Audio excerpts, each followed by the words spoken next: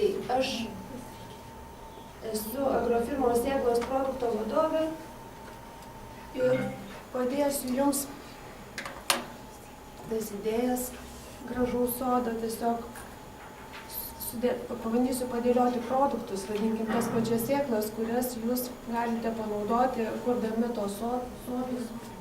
Noriu pasakyti, kaip ir minėjau, kad sekame tendencijas ir stengiamės pateikti sodininkams, palengvinti jų dalį, atvežti įdomius reikalingus augalus, sėklas. Na, tiesiog, kad tai, ką mes matėme prieš gerą dešimtmetį, kai mūsų sodai buvo griežtai suskirstyti į dvi zonas, tai yra ūkinė, kurioje stovėjo kažkoks tai šiltnamis, ir poilsinė, kurioje buvo vėja. Tiesiog bandome žiūrėti ir mūsų pirkėjai jau žiūri kitaip ir kuria tuos sodus, apie kuriuos buvo kalbėta. Na ir tos pačios topiarinio meno idėjos, ta žmogaus kova ir pergalė prieš gamtą, karpant tuos augalus, irgi nėra naujiena tiek ir toje pačioje Lietuvoje. Nežinau, čia yra kelios nuotraukos įdėtos. Tiesiog labai aiškiai matosi, yra Lietuvoje tokių vietų, kur tas topiarinis menas išties yra jau naudojamas. Na, jeigu prieš kažkiek tai metų tie japoniški sodai vėlgi buvo kažkokia tai egzotika Lietuvoje, tai dabar jie puikiai yra ir tiek Alytuje, Kretingoje ir Vilniuje, tie vandens telkiniai, tie karpiai, kurie nėra tokie pigus, bet tiesiog jau jie prasiskynė kelią. Ir manau, kad mūsų misija yra identifikuoti šiuolaikinės sodininkystės aistras tiems, kam tai rūpi labiausiai, tiesiog tiem aistringiems sodo mylėtojams. Ir aš labai norėčiau prie šitos misijos tiesiog, kad ir jūs prisijungtumėte savo darbais, nes iš ties tai yra vienas tokių smagiausių darbų. Na, aš nekalbu, galbūt iš tikrųjų tas daržininkavimas ir tas kapstamasis darže ne kiekvienam yra ta šventė ir norėčiau, kad jūs, jeigu turite kažkokios tai praktikos apie tas ilgas lysves kilometrinės ir tą ravėjimą kaip paskausto nugarą, tiesiog pamiršti šitą ir pasižiūrėti į viską linksmiau ir paprasčiau, nes priemonės dabar yra ir poreikiai yra truputėlį kitokie, nei buvo anksčiau. Na ir iš to, ką mes matome, kokias tendencijas matome, kad šiuo metu labai populiaru yra ta virtuvės sodininkystė. Iš tikrųjų, tie prieskoniai mes jau nebenorime, mūsų pirkėjai jau nebenori pirkti tų prieskonių mišinių, kuriuose yra 80% druskos, likusią dalį sudaro kažkokie tai daikteliai ir tik tai maža dalis yra iš tikrųjų natūralus produktas. Tai tas virtuvės ta sodininkystė išties jinai yra labai gaji ir labai madinga. Ir aš nesakau, kad jinai yra madinga. Šiuo metu, šiais metais, tai mes stebime tą tendenciją, kad 5 metus, vadinkime, tas susidomėjimas prieskoniniais augalais išties yra gajus ir susidomėjimas neslūgsta. Na, o vėlgi, jeigu kalbant konkrečiai apie tos produktus, apie tas sėklas, vadinkime, kokios yra, tai mes tikriausiai žinome visi, kad yra pagrindiniai, vadinkime, tie prieskoniai, kuriuos mes vartojame savo virtuvėje. Tai yra, ką mes visi, nesenai vadinkime, gal nesenai atrastas bazilikas, krapai, petražolės. Tai yra tie prieskoniniai augalai, kuriuos mes įprastai naudojame. Bet yra dar begalė prieskoninių augalų, kurių mes iš tikrųjų nežinome, savo sortimente mes jų priskaičiuojame arti 100. Ir dar smagu, tas virtuvės sodas smagus dėl to, kad jisai yra ne tik, vadinkime, patenkina mūsų poreikius pasigaminti maistą, pagardinti jį prieskoniais, bet dalis tų prieskonių išsiskiria labai dideliu dekoratyvumu. Jie puikiai dera, vadinkime, su gėlynais. Kalbu apie čiobrelius, įrengiant žemaūgius gėlynus. Auginant čiobrelį jūs tiesiog turėsite dvigubą naudą. Auginant čiobrelį jūs papuošite gėlyną žemaūgių kažkokiu tai kilimu. Čiobrelis jums puikiai tiks pagardinti, vadinkime, kažkokiems tai mėsos patiekalams, o sunegalavus ir vaistinė arbata yra puikiai. Na, yra labai sunkiai auginamų tų prieskoninių augalų, kurie dygsta sunkiai, kurie žiemoja sunkiai. Bet reikėtų prisiminti ir tuos visai paprastus augalėlius, kuriuos mes tikrai turėdami, net ir neturėdami patirties, galime lengvai užsiauginti. Taigi vaistinės medetkos, nasturtės, vėlgi tos pačios, nereikėtų jų užmiršti, jos yra lengvai auginamos. Dar jeigu pratęsiant kalbą apie prieskoninius augalus, tai reikėtų atminti ir įsirengiant prieskoninių augalų lysves ar sodelius, reikėtų atminti, kad augalai skirstomi į vienmečius ir daugiamečius. Jeigu jūs neplanuojate toje vietoje ilgai auginti tų prieskonių, jums reikėtų rinktis vienmečius augalus. Jeigu norite įsirengti prieskonių sodelį ilgesniam laikui, tai yra 3-4 metam, jums reikėtų rinktis daugiamečius augalus. Bet kad tas jūsų sodelis prieskonių nebūtų, vadinkime, nuobodus ir patenkintų visus jūsų poreikius, galima tuos augalus ir derinti tarpusavyje. Na ir antras pagal vadinkime tą populiarumą, kas dabar išties yra madinga, tai yra organiškas ekologiškas sodas. Vėlgi mes tą ekologiją kiekvienas suprantame kitaip, vienam ekologija yra tai, kas auginama tavo darže, antram galbūt ekologija yra tai, kad mes perkame prekybos centre Lietuvoje užaugintus vaisius ir daržoves, o galbūt atsiras ir tų, kurie supranta ekologiją, vadinkime, tą tiesioginę prasme ir renkasi tiek ūkininkavimo būdus, tiek pačias medžiagas tvirtai ekologiškas. Galbūt tą tikrąją ekologiją jums ir sunkiai, tikrąją ekologišką produktą jums ir sunkokai pavyks užsiauginti, kadangi reikia pasitelkti begalę žinių, prisiminti tokius daiktus kaip sėjomaina, tai yra augalų kaita darže, bet norėti užsiauginti ekologiškas daržoves ir ekologiškus vaisius tikrai reikėtų. Tiesiog kokius produktus reikėtų rinktis? Na, reikėtų prisiminti, kad vis dėlto komposto kampelis kažkur jūsų darže turi būti. Na, kas tai tą komposto krūvą, ką mes tenais dedame? Mes grėmėme lapus, mes pjauname veją, mes turime augalinės atliekas, kurias kompostuojame ir tą mišinį, kuris susiformuoja komposto dėžėje, mes galime naudoti tiesiog puikiai kaip trąšų pakaitalą. Vėlgi, kaip žinote, jeigu yra kam tekę susidurti, trąšos nėra šiuo metu pigios, tai tiesiog tuo pačiu su ta ekologija mums pavyks ir sutaupyti kažkokias tai lėšas. Vėlgi, jeigu kalbant apie pačias sėklas, kad kokias reikėtų rinktis tam ekologiškam daržui, aš rekomenduočiau rinktis ekologiškas sėklas, kurių yra prekyboje šiuo metu. Ne dėl to, vadinkime, kad būti tikru ekologu ir rinktis tik tai ekologiškus produktus.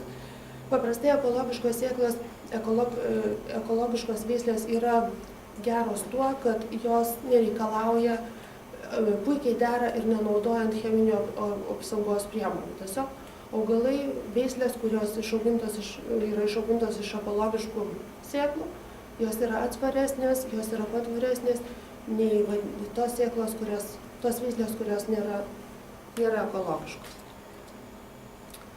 Na ir jeigu kalbant apie tendencijas, tai tikriausiai patys man galite pasakyti, kad tie plastmasiniai pomidorai arba agurkai be kvapo, na, visiems niekam jau nebeskanu.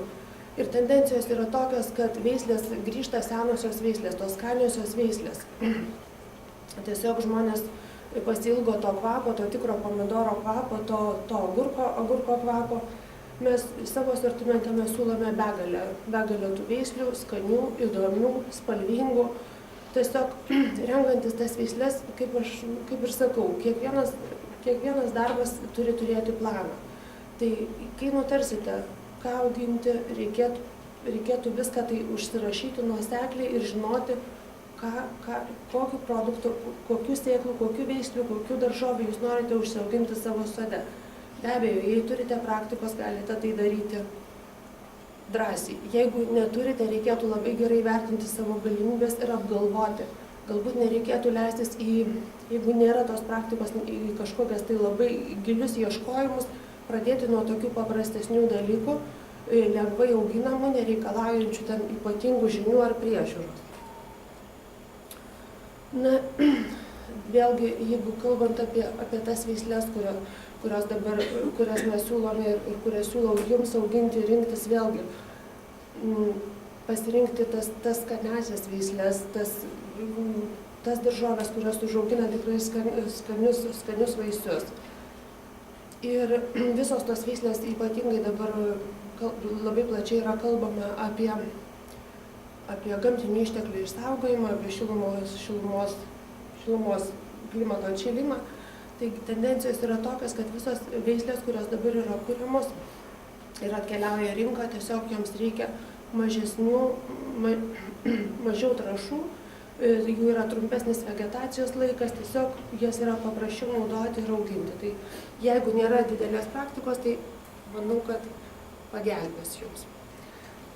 Na ir, o tiesiog negali, kaip aš sakau, negali visi išmanyti ir negali visi būti daržininkai ir negali, galbūt išties jūs, nėra pas jums sąlygų auginti tas daržoves, nei ekologiškas, nei neekologiškas, nei prieskonių lysvę nėra galimybės įsirengti. Tada belieka meniškas sodas, kuriame vyrauja kažkokia tai mažoji architektūra, kažkokie tai augalai, krūmai, medžiai ir veja. Tai tiesiog, kuriant tokį menišką sodą, galima jį padaryti, esant sąlygoms galima įrengti brangų. Jeigu nėra tokių sąlygų, tiesiog ir iš paprasto suolelio galima tvarkingai jį sudėliojus, padėjus į vietą ir nudažius deramom spalvom galima išgauti tą grožį iš jo.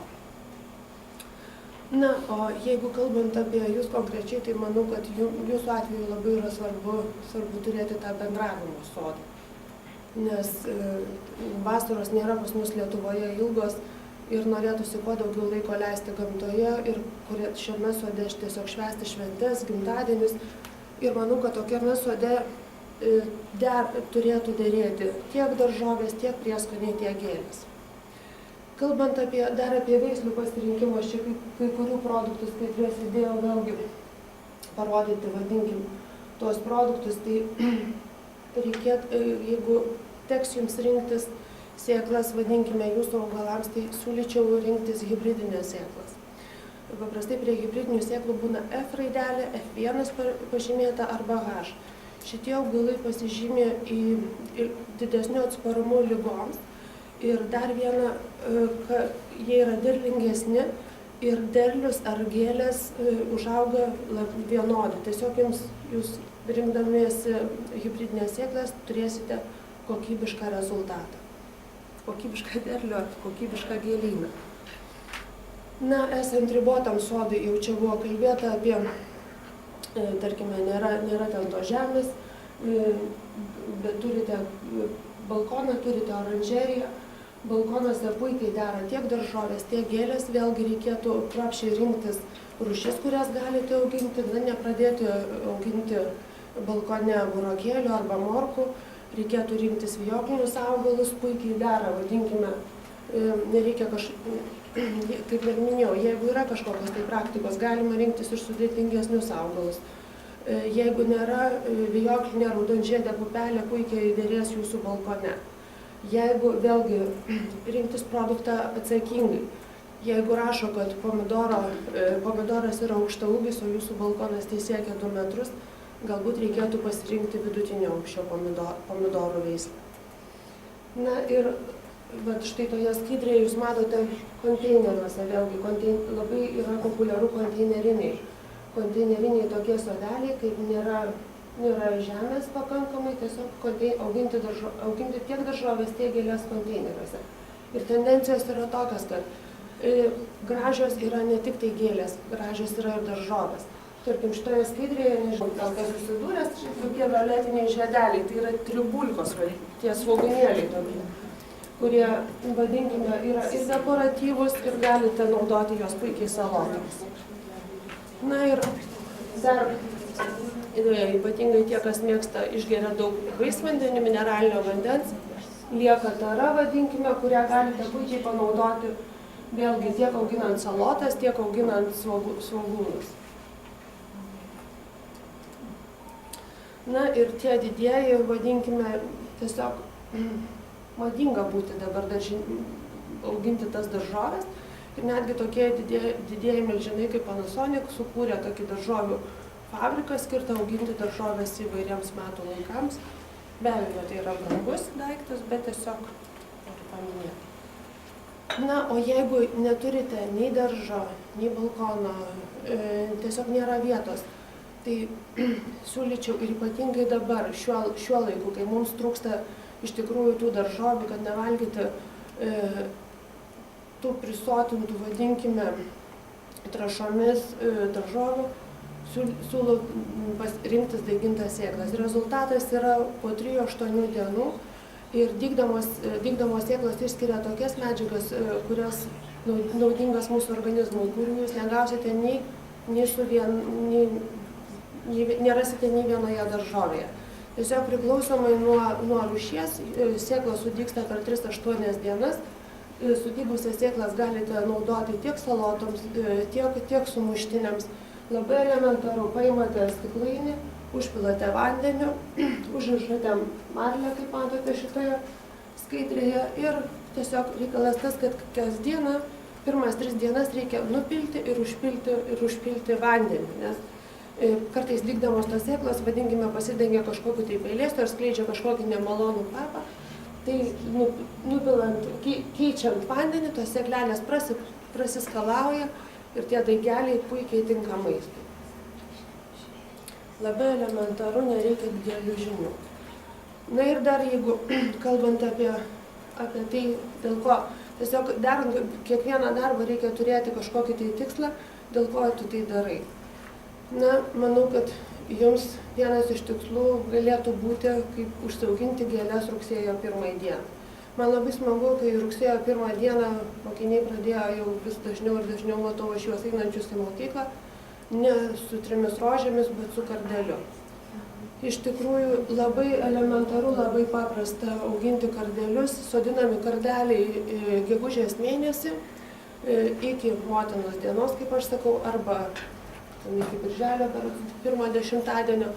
Sodinant įvairiais gyliais jūs galite išgauti skirtingą žydėjimo laiką. Kardeliai yra sodinami 10 arba 15 cm gylių. Ir anksčiau pražydusius galima panaudoti dekoravimui, o rugsėjo 1 tikrai galima nuostabių kardelių puokštę. Be abejo, yra ir daugiau tų gėlių, tos pačios saulėgrąžos, kurios tinka, bet kažkaip tai kardeliai, paderinus juos pagal spalvas, iš ties yra labai smagu.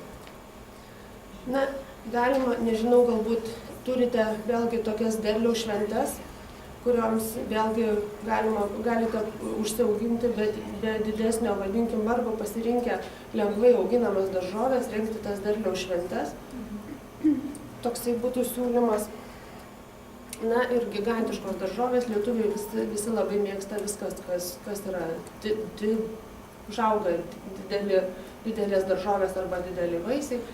Tai vėlgi tikrai galite atrasti mūsų parduotuvės asortimente veislės, kurios užaugina didelės daržovės. Ypatingai smagu visada užsiauginti moliūgus. Jeigu kalbant apie moliūgus, jų panaudojimas yra labai platus. Galite užauginti ne tik tą gigantišką moliūgą, galite, dabar vis vaikai mėgsta Helovyno šventę, galite naudoti Helovyno šventai, galite sėklas paraginti vaikus palikti žiemą, puikiai tiks paukšteliams. Na, tų gigantiškų daržovių yra tos pačios skaidrėje matomos kaliaropės, vėlgi gali užaugti į didelės daržovės, kopūstai. Tiesiog rengiant tokias šventes aš siūlyčiau rinktis nedaugiau kaip 3-4 kažkokių tai rūšių, ar tai daržovių, ar tai gėlių. Priežiūra yra lengvesnė. Vadinkime, jeigu turite patirties daryti, galite žiūrėti į tą visą asortimentą plačiau. Jeigu nėra tos didelės patirties, siūlyčiau pradėti nuo 3-4. Na ir žinoti, ką daro. Tai tiesiog interneto platybėse ir pakankamai yra literatūros, kartais tiesiog norint užauginti gigantišką daržovę, kad nesigautų taip, užaugs ne šaknis, bet lapai. Tiesiog pasirinkti teisingai viską. Na ir vėlgi tas atgal į daržus, tai nereiškia, kad, kaip aš sakau, pažiūrėti į 500 metrų ilgio vagą ir galvoti apie skaudančią nugarą. Tai yra galimybė žmonėms susiburti, būti tikriems dėl tų produktų kilmės, įgyti žinių ir patirties. Na ir be abejo, svarbiausias tikslas, dėl kurio mes čia susirinkome, kad vaikai žinotų, iš kur visą tai atsiranda, kad tiesiog neieškotų žirnių po žeme ar morkų medžiuose. Na tai tiek trumpai, merginos. Nežinau, gal turit kokių klausimų, pabandysiu atsakyti. Gėlinė daržovė su gėlėm. Taip. Žinot, labai gražiai atrodo iš tikrųjų dekoratyviniai kopūstai. Jie ypatingai tokie smagi, nes yra daržovė ir daržovė ir gėlė. Labai smagu juos auginti žiemą, kadangi juos galima palikti ilgesnį laiką ir juos apsninga ir atrodo taip tokios apsnigtos palmės. Dar smagu tie kopūstai dėl to, kad jeigu verdate kažkokią tai sriubą, vadinkime, ruošiate, galite tiesiog iš lauko atsinešti tuos kopūsto lapus ir sudėti ir sriuba gaus tą kopūsto skonį. Tik tai nesiūlyčiau auginti violetinės spalvos, nes jeigu norėsite išvirti sriubą ar pasigaminti salotas, tiesiog nudažys rankas, o terminiu būdu, termiškai apdirbant, tiesiog gausite juodą sriubą. Kaip minėjau, mongoldai, galima begalė visokių prieskonių yra, kurie puikiai dera kaip gėlės. Vėlgi yra tokios tiesiaragės našlaitės, kurias galima auginti tiek kaip vaistinį augalą, tiek kaip dekoratyvų. Raudonėliai, čiobreliai, puikiai dera bazilikai. Bazilikai yra vėlgi mūsų asortimente berods 7 veislės. Skiriasi lapų struktūra, lapų dydis, lapų spalva. Na, bet tiesiog reikia žinoti, ko jūs norite ir kam naudoti. Neauginti, vadinkime, tų daiktų, kurių jūs nenaudojate arba kur nežinote. Dar vienas toksai smagus daiktas yra juodgrūdės, sėjamosios juodgrūdės. Ir gėlė, ir prieskoninis augalas. Ir vadinkime, floristiniam kompozicijom labai smagu jas turėti, nes užaugina tokias dėželes. Tokias apvalės dėželės, o sėklos pačios gali būti naudojamos vietoje aguonų ir ant riestainių, ant pyragų juodos tokios sėklelės. Vėlgi, nereikėtų bijoti tų vienmečių gėlių, nes kartais yra taip galvojama, arba vienmečių prieskoninių augalų galvojama, kad žodžiu, su tais vienmečiais tai yra tikra bėda. Bėdos jokios nėra. Dauguma vienmečių gėlių pasisėja pačios. Subrandina sėklas ir pasisėja pačios. Reiškia, tame pačiame gėlyno plote 2 metais jūs galite vėlgi turėti tuos pačius daigelius, jums beliks tik tai išretinti ir pasodinti tinkamais atstumais. Jeigu kalbant apie daugiametės gėlės, iš tikrųjų jos yra gerai, bet yra šiokių tokių problemų dauginant jas sėklomis.